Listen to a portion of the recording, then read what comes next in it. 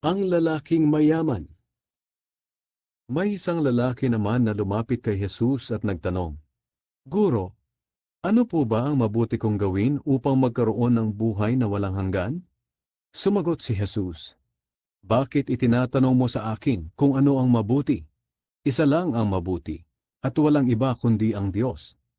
Kung gusto mo magkaroon ng buhay na walang hanggan, sundin mo ang mga utos. Alin po sa mga ito? Tanong ng lalaki. Sumagot si Jesus, Huwag kang papatay, huwag kang mangangalunya, huwag kang magnanakaw, huwag kang sasaksi ng kasinungalingan. Igalang mo ang iyong ama at ina, at mahalin mo ang kapwa mo, tulad ng pagmamahal mo sa iyong sarili. Sinabi ng binata, Sinusunod ko po ang lahat ng yan. Ano pa po ba ang kulang sa akin? Sumagot si Jesus, Kung nais mong maging ganap sa harap ng Diyos, umuwi ka, at ipagbili ang iyong mga ari-arian, at ipamigay mo ang pera sa mga mahihirap, at magkakaroon ka ng kayamanan sa langit. Pagkatapos bumalik ka at sumunod sa akin. Nang marinig iyon ng binata, umalis siyang malungkot, dahil napakayaman niya.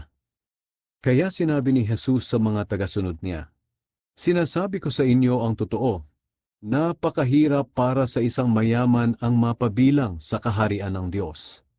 Mas madali pang makapasok ang kamelyo sa butas ng karayom, kaysa sa mapabilang ang isang mayaman sa kaharian ng Diyos.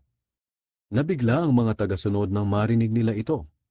Kaya nagtanong sila, Kung ganoon po, sino na lang ang maliligtas?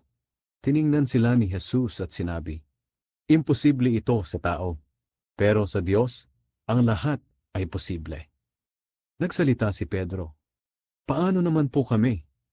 Iniwan namin ang lahat para sumunod sa inyo. Ano po ang mapapala namin?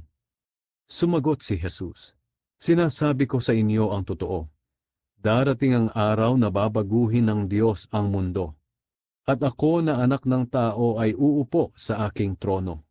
At kayong mga tagasunod ko ay uupo rin sa 12 trono, upang husgahan ang 12 lahi ng Israel. At ang sino mang nag-iwan ng kanyang bahay, mga kapatid, mga magulang, mga anak, o mga lupa dahil sa akin, ay tatanggap ng mas marami pa kaysa sa kanyang iniwan.